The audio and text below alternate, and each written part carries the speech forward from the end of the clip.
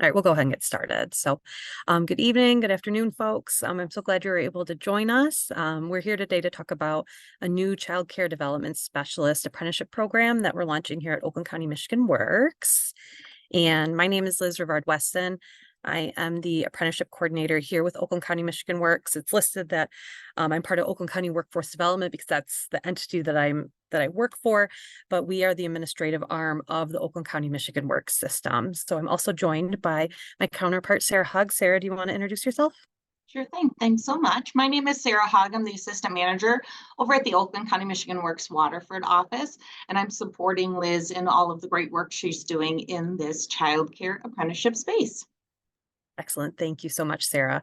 So I am going to take us through the agenda and through an Oakland County, Michigan Works overview, and we're going to talk about childcare apprenticeships. And then Sarah's going to take us through the funding that's available and the next steps. And then her and I will tackle any questions that you may have together. But no, there is the chat function. You're more than welcome to use that. Sarah's monitoring it, and I'll also be monitoring it as well. So, feel free to pop any questions you have there.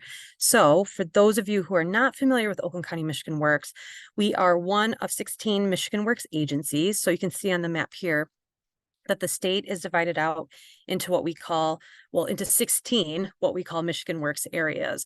So you'll notice with the O, which just happens to be Oakland County, Michigan Works, we are the only single county Michigan Works area in the state. That I guess maybe the next closest is the city of Detroit has their own Michigan Works agency.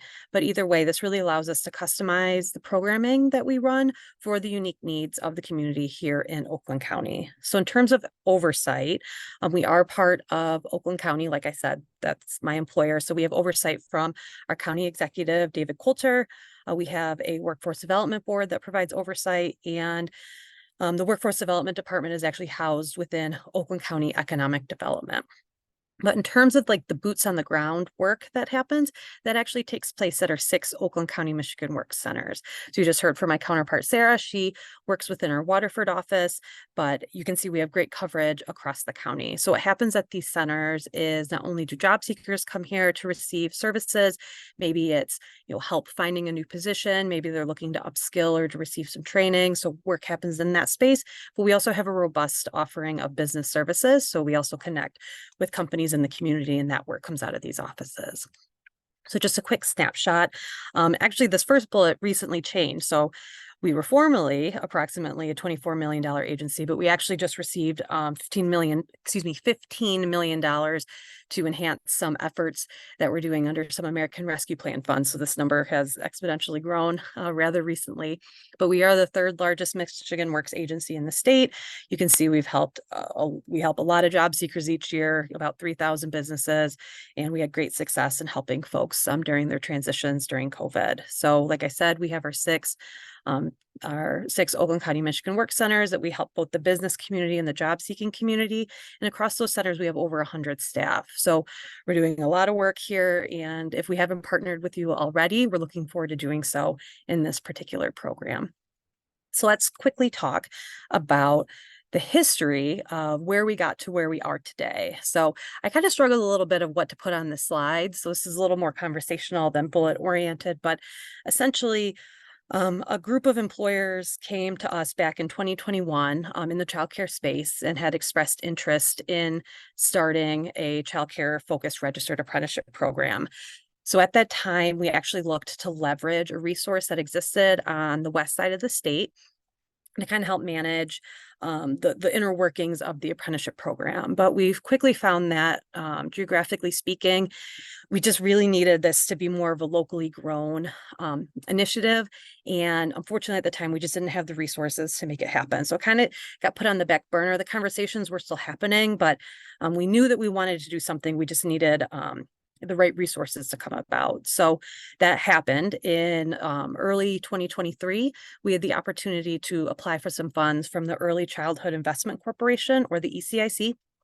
And we were actually awarded $120,000 in August 2023 to actually start this work. So the past 6 months, we've spent really ramping up, getting all kind of the things in place that we needed to do. And now we're ready to actually start executing on this program. So we'll be using these funds to not only set up the program like what we have been doing, but we are able to incentivize our employer partners for when they actually hire the apprentices or convert their existing employees into apprentices. And we can also use funds to provide supportive services to ensure that the apprentices are successful within their program. But what does all this mean? So why don't we talk a little bit about what registered apprenticeship is? So it is, like the first bullet says, it's a proven workforce solution for businesses to recruit, train, and retain highly skilled workers. This is a really great and flexible strategy that allows almost virtually any business to take someone that has a relatively low or non-existing skill set in the field and to build them up over a period of time so they can become industry experts and therefore be very valuable to your organization.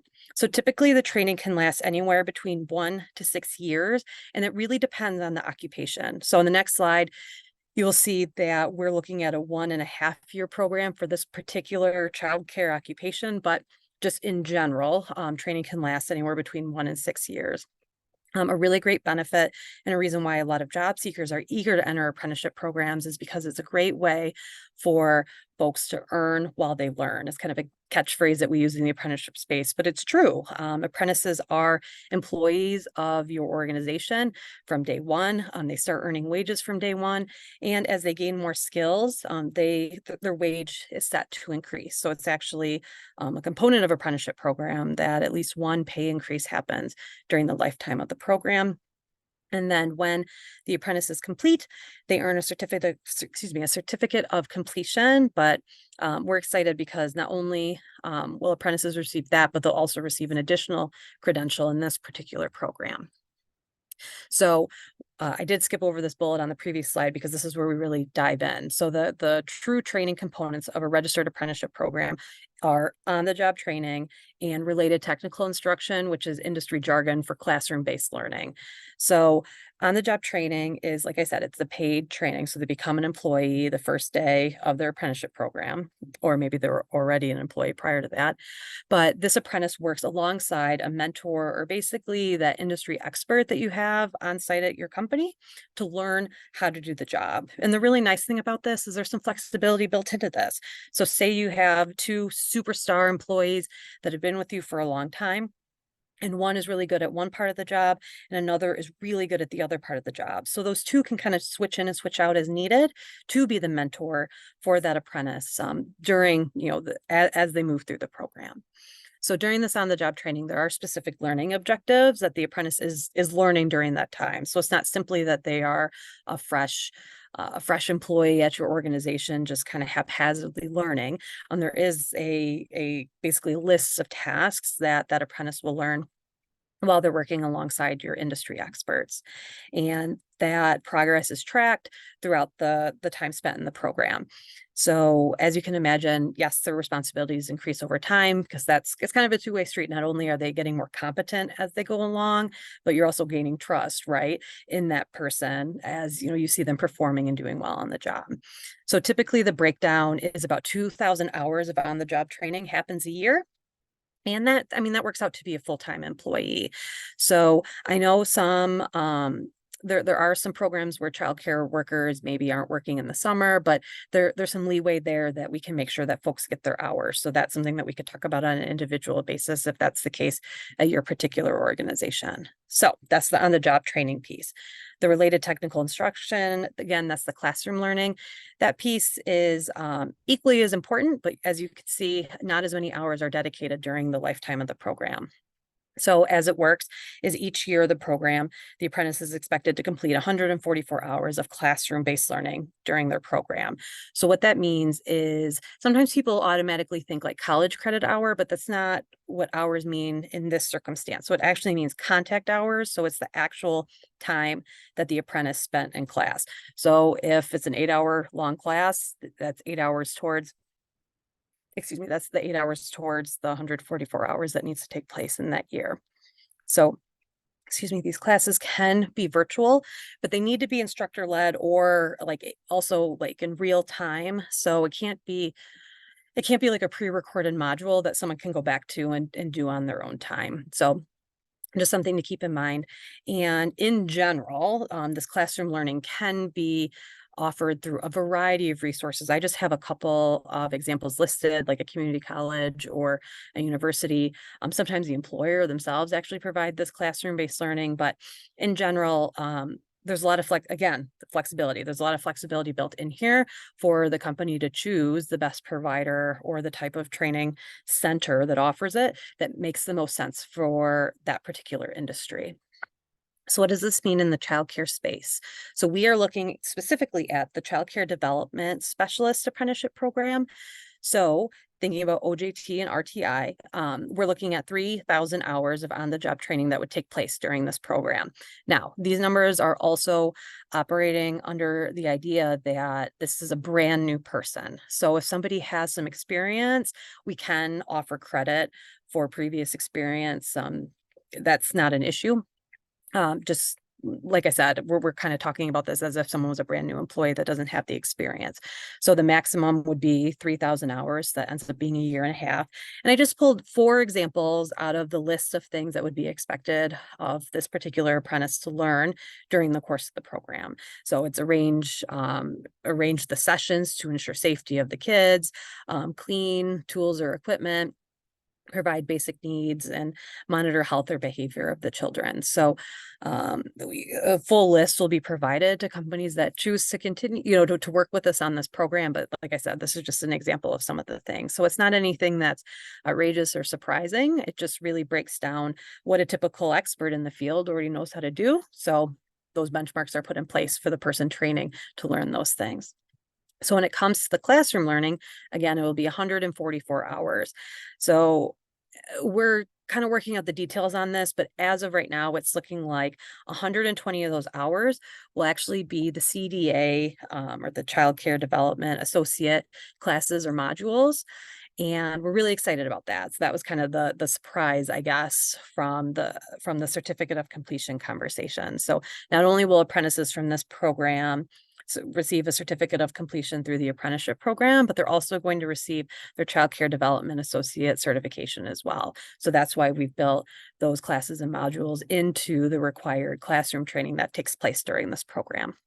So after those 120 hours, we'll have an extensive list available of supplemental classes that you as the employer can choose what you need your folks to do to make up for the final 24 hours of training.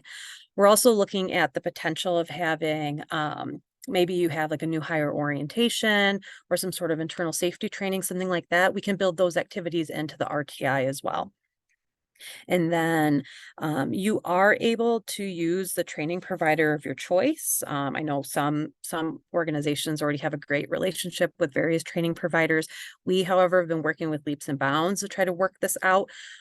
They're the resource center dedicated to the Oakland and Macomb area and have been vital in helping us not only put together our grant application, but also honestly helping us understand this whole childcare development space. And they've been a really great resource. So again, you can choose whoever you want to work with. Just know that these numbers were based off of the curriculum and what's available through Leaps and Bounds. So like I said, at the end of this particular apprenticeship program, folks will earn both. So they'll not only have a certificate of completion that's tied to the U.S. Department of Labor, but they'll also have that CDA certificate.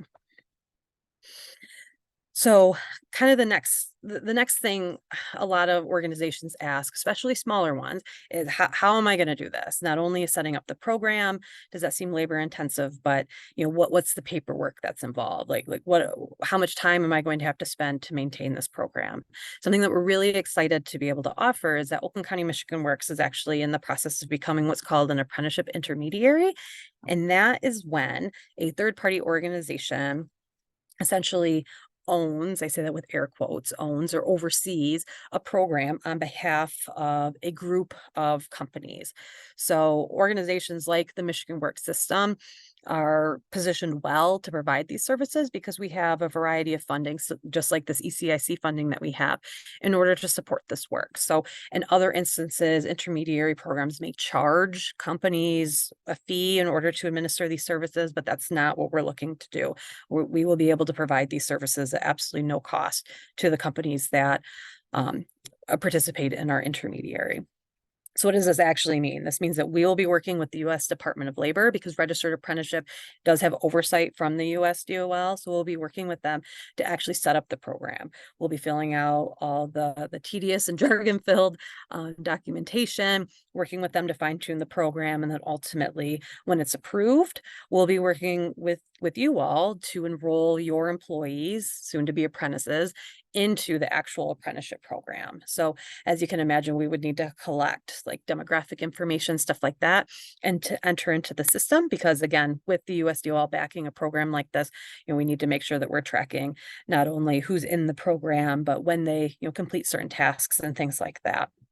But this 100% takes the burden off the company. Now, if you're interested, we can also help you as an organization register your own program with the U.S. Department of Labor. If that's something that you would like to do, we can definitely help with that. We just are really excited to be able to offer these intermediary services on behalf of companies here in Oakland County. So again, in this program, think of Oakland County Michigan Works as more of the administrative arm of this particular registered apprenticeship program.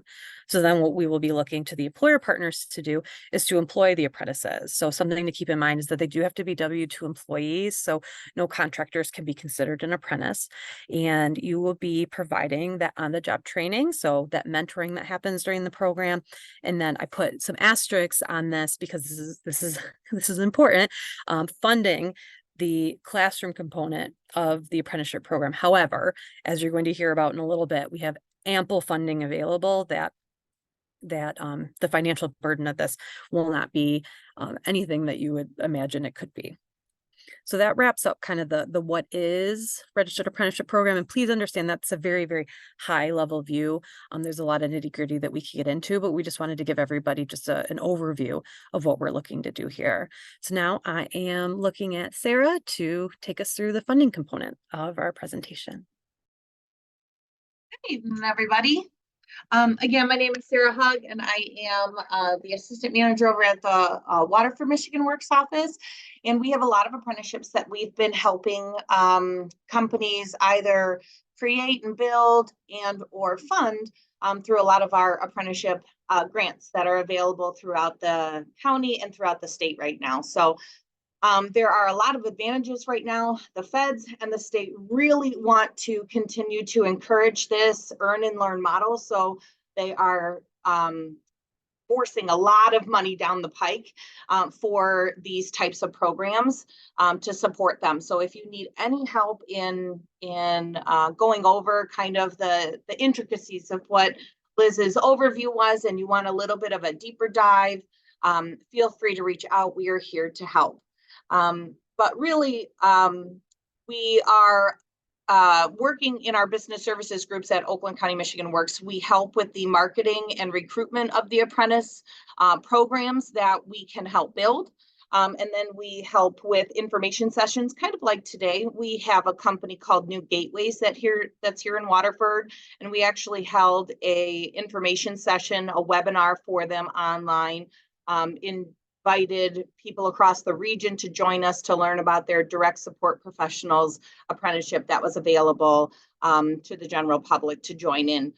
So that was a really cool opportunity. I think they got 2 or 3 folks that joined their team specifically from that opportunity and that webinar. So that was really cool.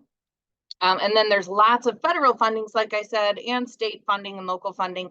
It's all attached to help support the good work that you're doing in this space if you choose this to be a model that you want to support in your shops. So there's 2 different kinds of support that's available.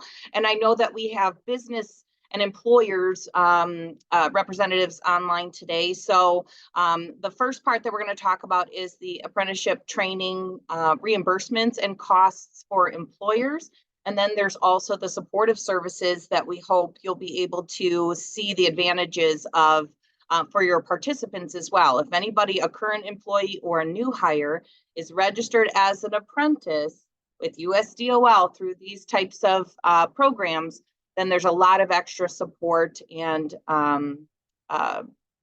funding available for them as well. So the first one we're going to talk about then, this one is for our employer base. So there's a lot of funding that's available to companies that's going to help either reimburse for registering an apprenticeship program and getting folks enrolled, like this childcare one's going to, or there's stipulations to each one. So it might be that an apprentice has to hit a certain retention date, or they have to take a class and then still be retained on payroll and you can get your dollars. And each one has their own little caveats and their own little eligibilities and requirements, but that's what Michigan Works is here for.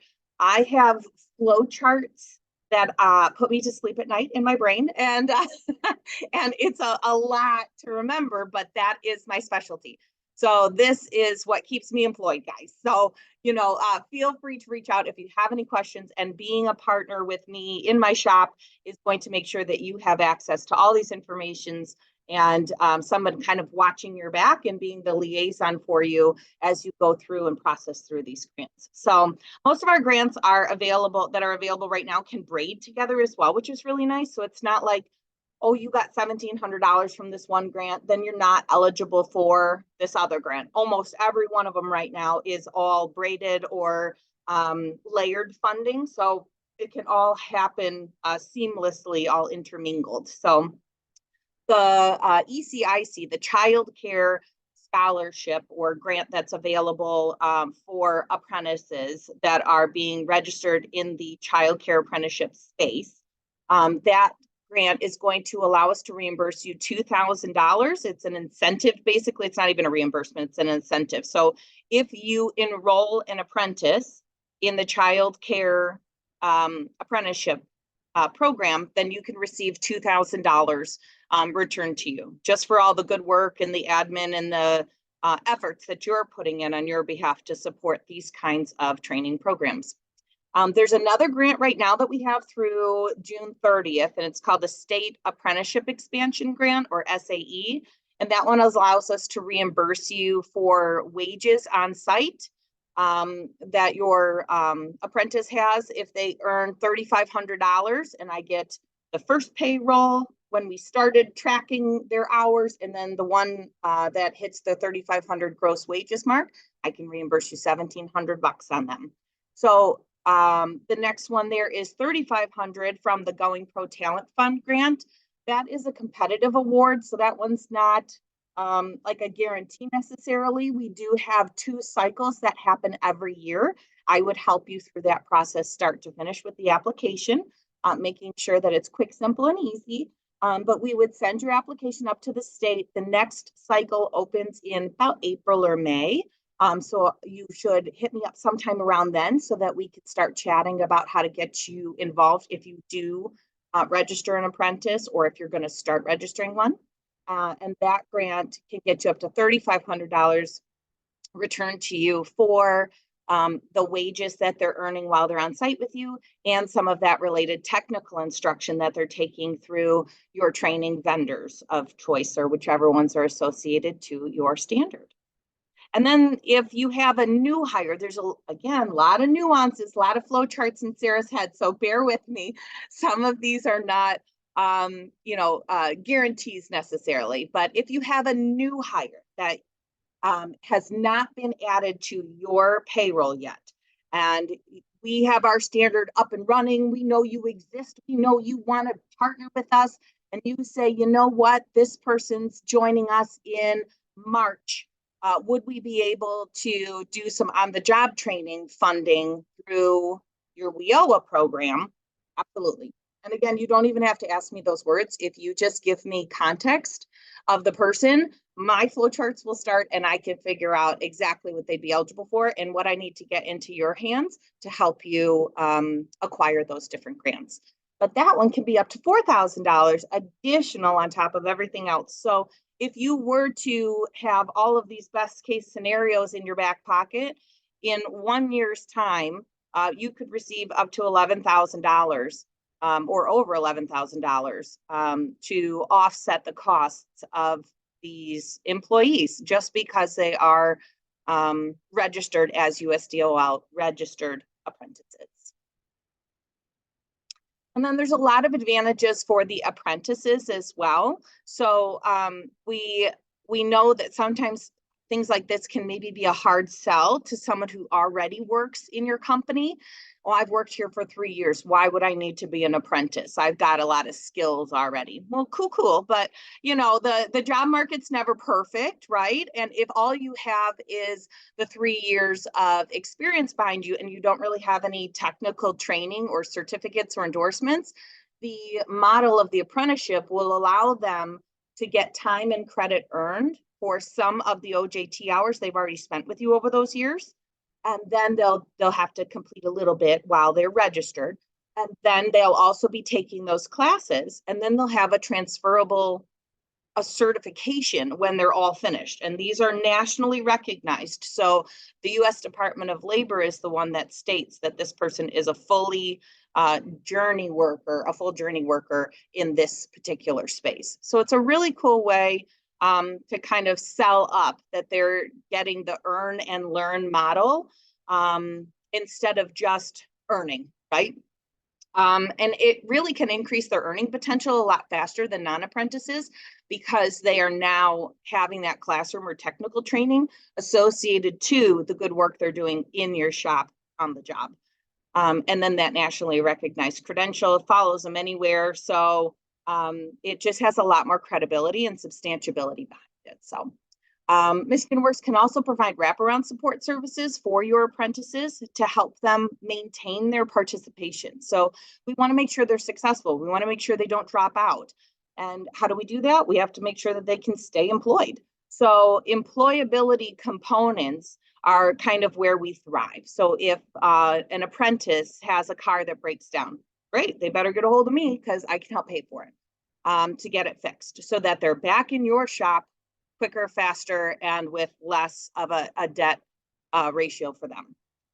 Cost of childcare may be a little high, and they're not sure what to do with that if they can't come to your shop, or if they do go to your shop, even if they're getting a discount, sometimes childcare is plain old expensive, right? So we can help provide a scholarship.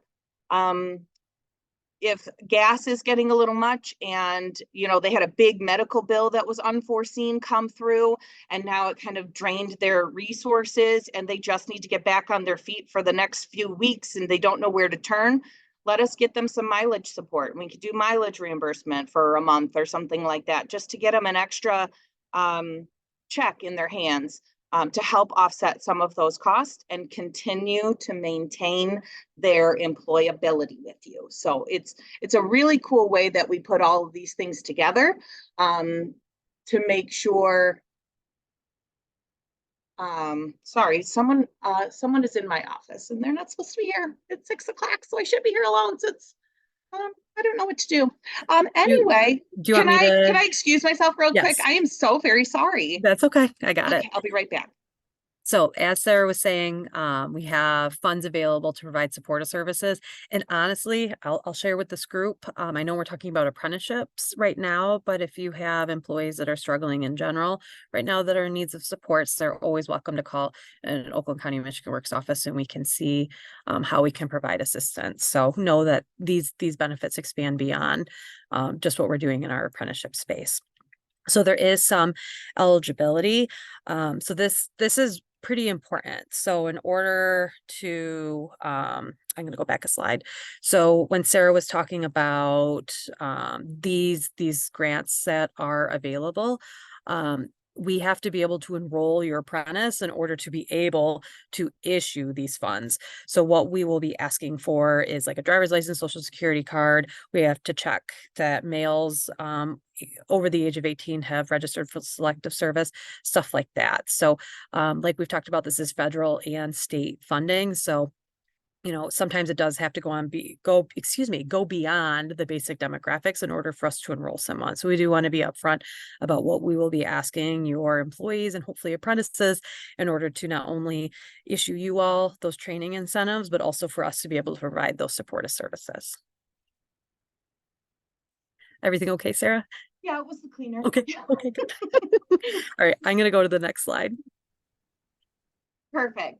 So even we want to make sure you guys know, even if this turns out you chat with us a little more offline and we talk more in depth about your personal expectations and what you need in your shop specifically. If this isn't the route for you, it's okay. It doesn't mean that you're negated from all the other great resources that are available through the Michigan Works Business Services system. We are here to help. We are a nonprofit organization. You already pay for us through your tax dollars. So all of this is completely free to you. There's no reason that you shouldn't be engaging with us for all other reasons, including hoping that you're going to be joining into this cohort for apprenticeships. But ultimately, our business services staff at all of the 6 Michigan Works offices in Oakland County, we can help you with your talent recruitment. We help you get build a profile for the Pure Michigan Talent Connect. That's the state's labor exchange system. It's their version of monster.com basically, but it's free, which is really nice. So you can post as many jobs as you want up there on their site.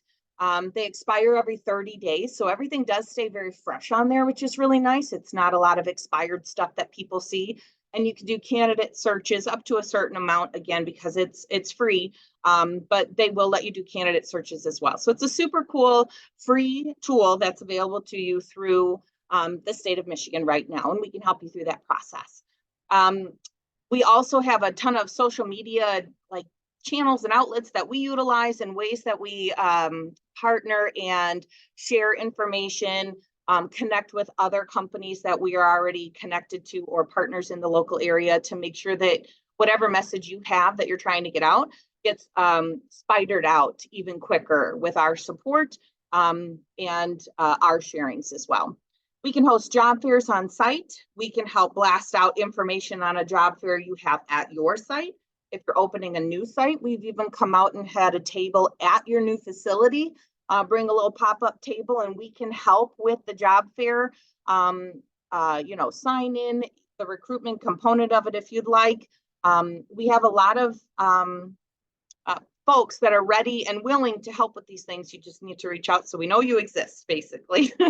We do candidate pre-screens if you'd like. There is something called the Business Resource Network. So if you're finding that you have a ton of attrition, lots of turnover in your shops, the Business Resource Network can help with that employee retention, and they basically connect you with a support person through OSHA that can work one-on-one discreetly with your employees that might be having some issues or preventative. Help them with preventative measures before turnover happens.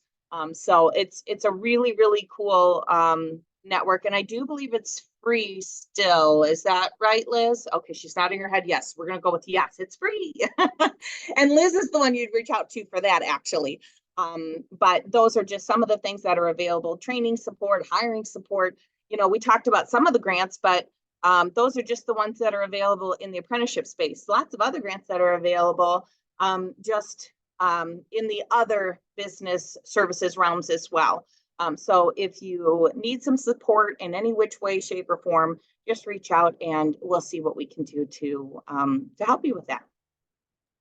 Absolutely. The only thing I would like to add is know that if you choose to explore this apprenticeship path with us, that not only will we be providing these intermediary services, but if you're looking to hire apprentices into the program, we can help with recruitment. Basically, everything Sarah just talked about is we can be the support, basically from bringing the apprentice on to getting them enrolled and providing those services to ensure that they're successful in the program. So think of it as kind of like full circle or full cycle in terms of the support that we can offer. Beautiful. So looking at some next steps then, if you are interested in even learning more, just getting your foot wet and just trying the water, seeing if it might be something for you, and then talking with Liz and I specifically about your nuanced situation, right? Everyone's going to come to the table with something just a little bit different, but that's what we're here to kind of get into the weeds with you, figure out what your needs are, and then figure out how we can get you involved. So it just starts with a quick outreach. This is a QR code that will send you to an interest form. We'd love to have you fill it out just real quick so we know if you're interested. It gives us your contact information. Number one, it's very important. But then it also gives us an idea of, do you have current people on staff that you think might be able to transition? Do you think maybe I would think that these 3 people might be interested, maybe these 3, and then maybe 2 extra new hires throughout the year, just to give us a little baseline. But this is how we're gonna grab your contact information and be able to reach out and follow up with next steps and a personalized meeting to chat about your business in particular. So we can also get a link in the chat. I can't in this moment because I'm sharing my screen with the PowerPoint up, but we can I get the can link do in it. the chat. Thank you, Sarah. And then we'll also be sending out this PowerPoint and the recording of this presentation after the fact, and we'll include the link there as well. So we understand if you need some more time to think about it. There's also an opportunity in this forum to ask any questions that weren't answered today that maybe you don't want to ask in the group. That's fine. But I do want to share, the next slide does say questions, so we are at the question spot, but we can leave it here just so folks can access the QR code if they're wanting. We did get a question. It was a really good question, asking if you have an existing employee that you'd like to put in the apprenticeship program, but they already have the CDA certification. Can they participate? And the answer is absolutely yes. So in that particular circumstance, we would be looking at offering credit for previous experience. In this case, we would just need to collect that the individual did in fact complete the Childcare Development Associate certificate. And essentially we'd be looking for them having completed at least 144 hours of training, that certificate included, and having records of that on file. And I'm going to guess that the individual likely already has experience. I don't know, a lot, somewhere in there. We can also look at how long they worked at your organization and also issue credit for previous experience in the on-the-job training piece too. So like we talked about, we're looking at 3,000 hours of on-the-job training for a brand new employee. Maybe that employee will only be doing 2,000 hours or maybe 1,000 hours. Again, it just depends on that particular circumstance, but know that this is really open to any of your employees that work in the childcare development space that are not only interested, but even if they have previous experience, we can work with them because they might not even have to do much in the program in order to get that certificate of completion. So that's that question. Sarah put the link. So if QR codes aren't your thing, there's a link in the chat that'll take you to the same form. But again, we'll also put that in the email follow-up. Are there any other questions? You're more than welcome to put them in the chat, or you can even take yourself off mute if you want to ask.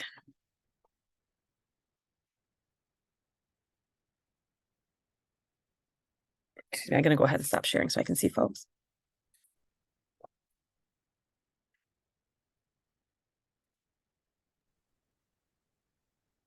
Hi, Liz. This is Sue Allen. Hi, Sue. How are you? I'm well. I'm well. My question is, does it matter the license type? Is this only for licensed childcare centers or folks that are licensed to do childcare in their homes? That's actually a really good question that I'm glad you asked because I don't have the answer to. I know that it has to be a licensed childcare provider, but I will find that out and I can email it out to the group of those who registered for the program. So can you repeat both the types of licensures for me? There's a family childcare license. Okay. It's either a group license or they just call it family childcare. Okay. Or there's the center-based. Okay. So something that is an omission that Sarah and I and all our colleagues have is we're like, what would you say, like a jack of all trades, but a master of none. So and I use that in terms of occupation understanding, right? Because we're working with so many industries, so many occupations. So thank you, Sue. Yes. I really No- appreciate that. No problem. My pleasure. Thank you. My understanding, this is Alice Well, hi, Alice. from April, is that they have worked with homes before. The key there is that they have to be W-2 employees. Mm-hmm. So that sometimes is a little tricky for homes. Okay. Thank you, Alice. I appreciate that. Hi, this is DeAndrea. Hi. So what's the enrollment of the apprentice? Is it like ongoing? Is there like a certain window where we got to pump them in at one time? That's a good question. Some programs do it kind of more in a cohort base where they try to enroll everyone at once. We, I think, can be pretty flexible. I will share that this grant is scheduled to end on June, July, I think July, the end of July of this year. So sorry, the 2 summer months, I get confused because we have other grants ending in the other month. So the end of July of this year. So we would be looking to enroll your apprentices before that point. If you want to add apprentices after that date, no problem. We'll still have all the other grants that we talked about today. But in terms of that $2,000 incentive that we can offer, we would need to enroll your apprentice prior to the end of July. So to answer your question, at this point, we're not doing cohort based. We can just enroll as the apprentices pop up. Okay, The nice perfect. Yeah, I thing was just about- wondering what that looked like for new hires. Yeah, the So nice that's thing about perfect. that grant in particular too is it ends at the end of July right now, but ultimately because there's no retention as attached to the incentive, it's just the enrollment that's attached to the incentive. All the work that you put in up front to get that person even registered is what we are giving towards with that incentive. So some of the other grants, you would have to hire someone by maybe April in order to get done by June and have that full retention in order to get those incentives back or those reimbursement back. But because this one isn't attached to that, it's nice that you really do have almost the full few months all the way through the end of July then to work with us and get that all set up. So. Thanks, Sarah. All right. Are there any other questions?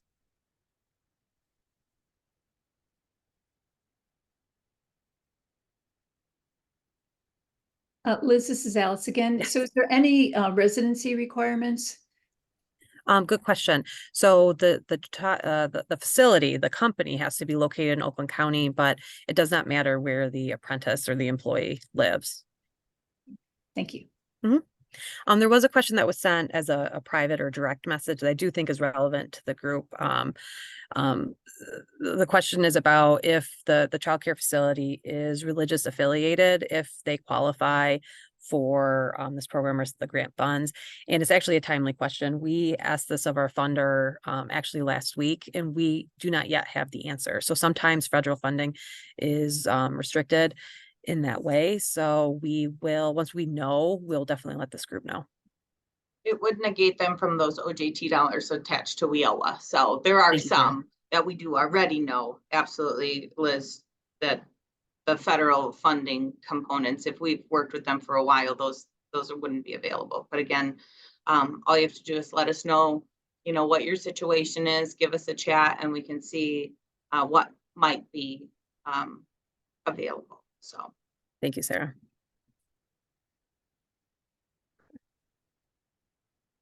Are there any other questions? I have a question. This Yes, is Maria go ahead. Bowerstocks. Hi, Do you Maria. guys have like specific people that are looking for this apprenticeship, or is it something that we just have to find and kind of hope they get it? A little bit of both. So we have job seekers that are constantly coming in asking to enter an apprenticeship program. Some know the industry they want to enter. Some are open. They just know that apprenticeship that's kind of like their guiding light. The other side is, yes, if you're actively hiring and you identify candidates, you're more than welcome to do that. And then we also have the opportunity to kind of come together to recruit. And Sarah gave an example of that with the information session. So kind of like what we're doing today, we do something similar, but our target audience is actually job seekers. And we allow the employer, to talk about all the great benefits there are to working with their organization. We talk about what it takes to become a participant within the Michigan Work System. And then we also typically have the training provider that provides that classroom training come and talk about what the apprentice would expect in that classroom component. So we really honed this model with a medical assistant apprenticeship program that we assist Henry Ford Health System with. We find that to be particularly useful because sometimes folks go to the info session not realizing the blood that they may encounter during their job. So that's the first time they're hearing about it. So they know that they can either select or screen themselves in or out of that program. So we really do encourage in those instances that the companies at the info session are honest about what happens on the day-to-day at their job. So folks know, if they in fact want to pursue or not. So If we would, you're interested in having youth as well, like a younger adult population joining your teams as new hires and you're recruiting from that kind of space, the Waterford office in particular, and a lot of the other ones, Michigan Works offices around our region, have really good connectivity into the school systems that we support in our areas. So, I mean, we've got 100+ youth that are enrolled every year, you know, and we can easily identify, hey, if you guys are interested in this, we're already sending them to places and spaces where they can get their own training, or we're paying for training, but it's not attached to a job, or we're paying for on-the-job training, but it's not attached to any credentialing. You know, this is a great model to blend all of that together through this apprenticeship model. And it's a really much easier sell than for the grownups as well, right? Mom and dad wondering, oh, you're just going to go into the workforce. You're not going to go to school. You know, what are you going to fall back on if something doesn't work? Well, now you're going to have these credentials as well alongside of the on-the-job training and experience that they're getting through this kind of model. So it's an easier sell in that way to get folks that are younger trying to figure out, do they want to go to school? Do they want to go to work?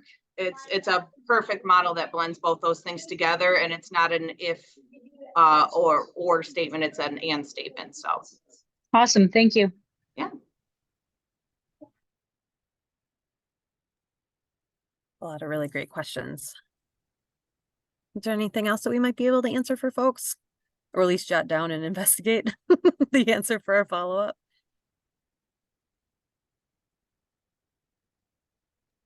I guess just to be clear on the upfront expense to us, Mhm. we're paying upfront and then we're being reimbursed, correct? For most of the funding, yes. So the funds that we have specifically from the ECIC, that $2,000 is truly an incentive. So as soon as essentially the apprentice is enrolled in the registered apprenticeship program, Sarah's office will be able to issue you a $2,000 check. That is the incentive for having an apprentice in the program. So the other, I don't know about WIOA, but the Going Pro Talent Fund and the State Apprenticeship Expansion are both reimbursement based. And then how does it work for WIOA, Sarah? WIOA is also reimbursement. Okay. So you'd be, they're on your payroll like any other person. So that looks all the same to you. There's no necessarily upfront cost associated to that. It's the same as any onboarding system that you have for any other new hire. And then once you have about a month's worth of wage records and payroll records that you could provide us, we'd be able to then reimburse on those. And then we'd reimburse on a monthly basis up to whatever contractual amount that we have set with you. So you're paying wages as if you always would, which is an upfront cost, but you would then be reimbursed 50% of those wages up to the amount of the training contract. I guess my question would be aimed more towards the training, like if they enrolled in the CDA program with leaps and bounds or something like that. Depends on which grant, I guess, we're going to reimburse you out of. If so, the ECIC is just the incentive for the $2,000 just for putting them on, registering them as an apprentice. The $1,700 that we have right now for SAE can be for on-the-job training or like you can split it, or you can just do all on the job training, or we can reimburse you all for related technical instruction. So that one could reimburse for RTI. And if we do it that way, you would pay up front. You would give us the invoice, proof of payment, and the certificate of completion. So you also have to wait through completion, and then we'd be able to reimburse. Going Pro Talent Fund is the same way. That one is a reimbursement as well. So what happens if they don't complete? I mean, realistically, we're in early childhood, so it's our hope, of course, that everyone stays, but that's not always the reality. Sure. There's some of the grants would be able to, some of the grants would not. I know, like Going Pro Talent Fund, if someone completed most of, and I really, that's a gray word. I'm sorry about that. I wish I knew. I think it's just situational when we just send it up to them and say, look, they completed like 80% of this and then they left and they never came back and the company's still out that cash. So I don't have a certificate of completion, but I do show that they completed the majority of that training. Would we be able to request reimbursement? So situational, I wish it was a little bit more black and white, but it's gray. And we're willing to go to bat for you, though. I can tell you that. So in recognizing, especially when we're talking about small businesses, and recognizing how a reimbursement model can be challenging. It is what it is, how some of our programs are set up, but we did have the flexibility with those ECIC funds, and that is strategically why we made it just an incentive. So it's literally just tied to you bringing on an apprentice. So we wish we could do that with all our funds, but at this time, only the $2,000. That's the only thing we can provide up front. So if the unfortunate fact happens that you have someone who starts but doesn't complete, we're not going to seek reimbursement for that $2,000 incentive. There's no retention tied to that. So we have the grant funds to be able to do that. So So a good go strategy ahead. might be, if you got that $2,000, set it aside, or even 1,000 of it. If you earmark 1,000 of it to be used as a training pot for yourself, right? So that I can upfront pay for a particular class, and then in the hopes that I should be reimbursed and be able to fill that pot back up. But if it doesn't happen that way, if I can't get the additional funding for one reason or the other, at least I'm not out money that I've already earmarked and or spent or allocated in other places.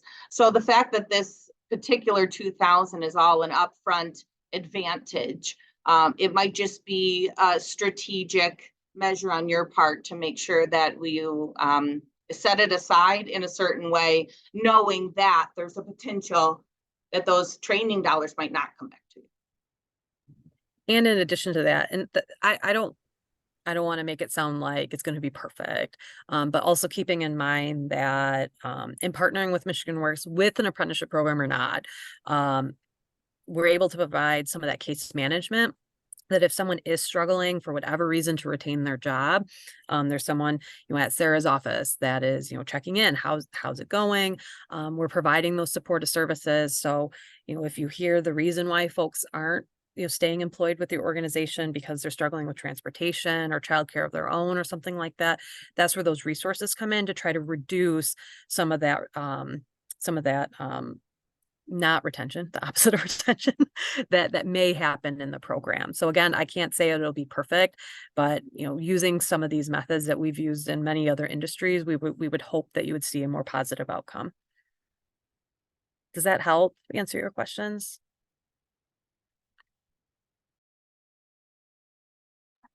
Sorry, it does. It's still a catch-22 because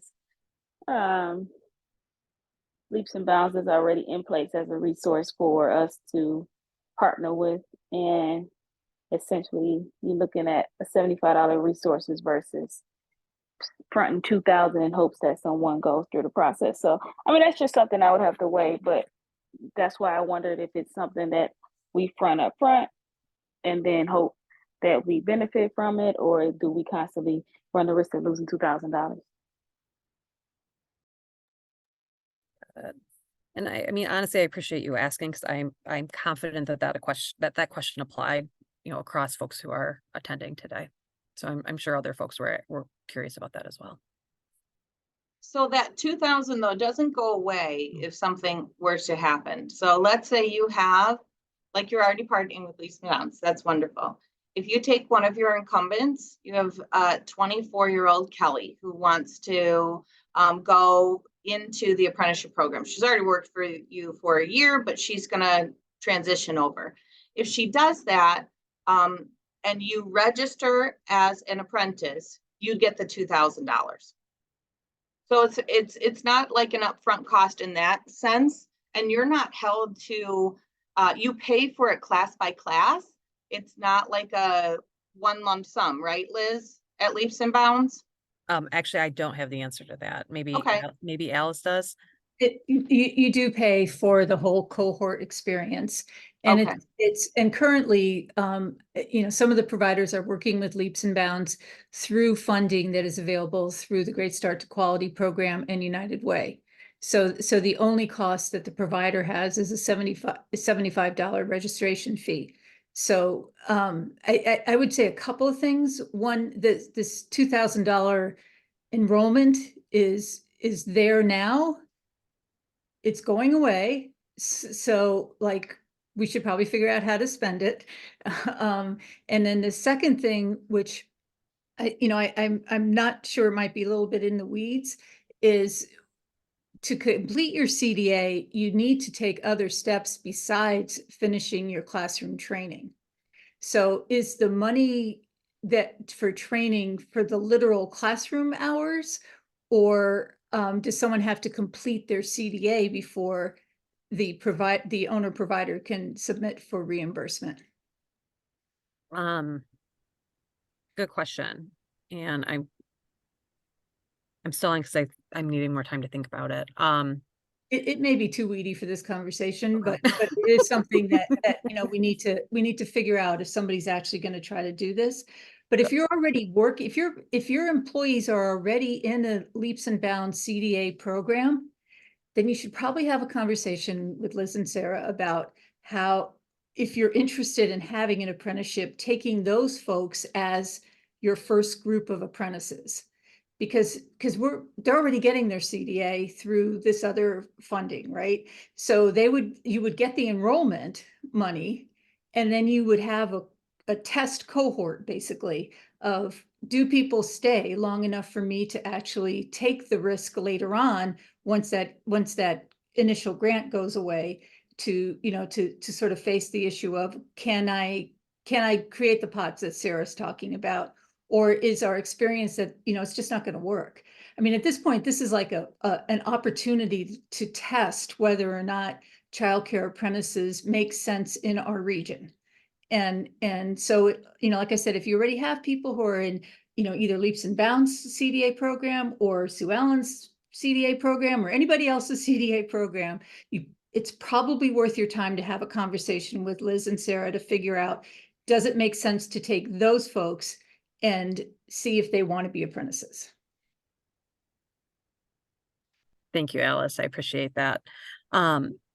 So I'm not sure how it would work with leaps and bounds, but to answer the question of how we reimburse for the classroom training, I'm going to use a very general example. So if someone's if an apprentice is going to say like Oakland Community College, I know that's not who we're talking about using for this, but for the sake of this, if someone goes to Oakland Community College for their apprenticeship classroom training, what the employer does is they send us the invoice.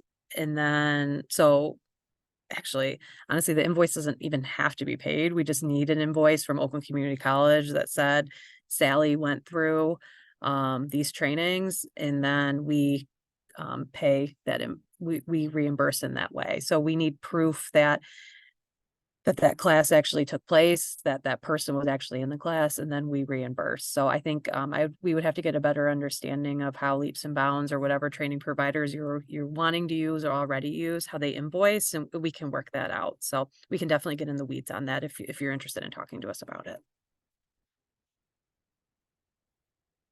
So that actually puts us right at 7 o'clock. If you have other questions, you're more than welcome to reach out to Sarah or I. Sarah, do you want to put your email in the chat? I'm going to put mine in right now.